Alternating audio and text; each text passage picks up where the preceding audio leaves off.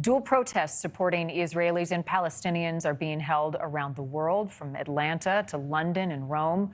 On one side, thousands are expressing outrage over Hamas's terrorist and brutal killings of civilians and uniting Jewish communities despite the views they hold.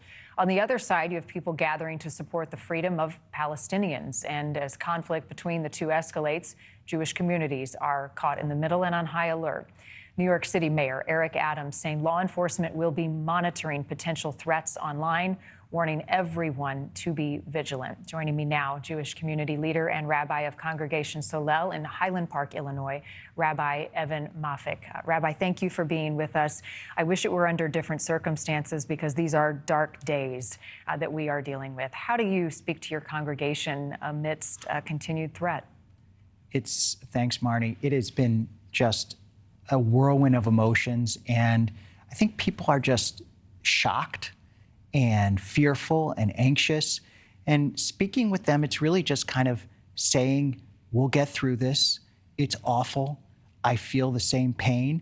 But I think it just, the most difficult part is the uncertainty and also the desire. People want to do something. People want to help. They want to support. And it's hard to know exactly what to do because it's this fog of war and fear. And it's really just a huge flood of emotions.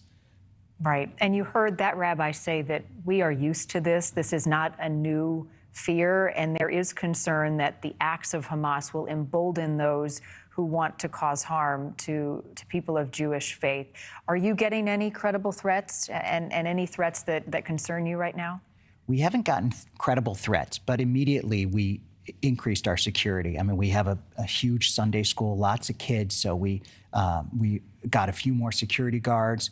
We've had a couple of events where we were constantly mindful. I mean, really, since the 2018 with what happened in Pittsburgh, we've really focused more on security.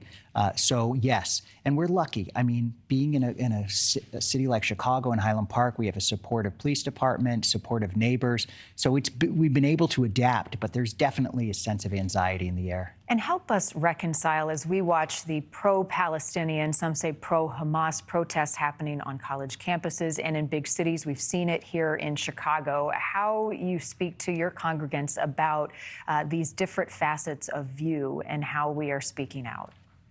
It's just shocking. You know, obviously, there are many points of view. If you go to Israel, you see so many different points of view: government good, government bad, pro-peace, more settlements.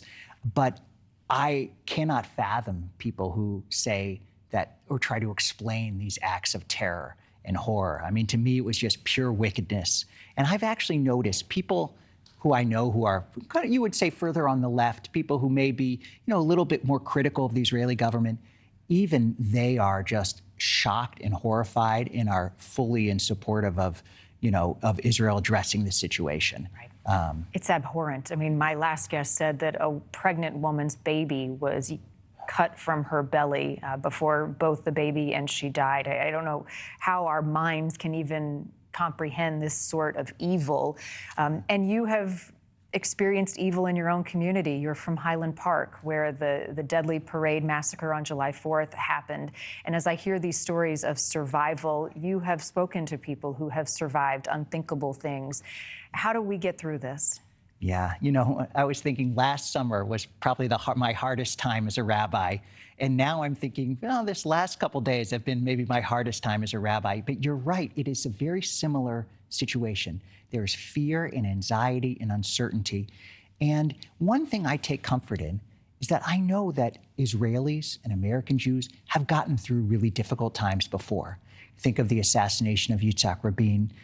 You think of the Yom Kippur War. There have been times of horror and fear, and somehow through spirit, through faith, through action and cooperation, we get through it. So that's my message of hope. I mean, to me, it's the only way we get through it. Right, and it's such an important message.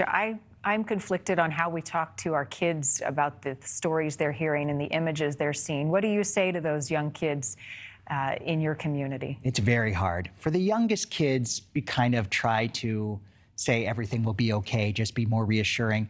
But I've come, being a parent myself with younger kids, they see everything. They've got TikTok and YouTube. So my general instinct now is to just kind of be honest and explain what happened, that there are horrible people that hate Jews and hate Israel, and they want to do terrible things, but we try to protect the country, protect ourselves, and do whatever we can. Thank you for watching. Go to newsnationnow.com to find NewsNation on your television provider. And don't forget to click the red subscribe button below to get more of NewsNation's fact-driven, unbiased coverage.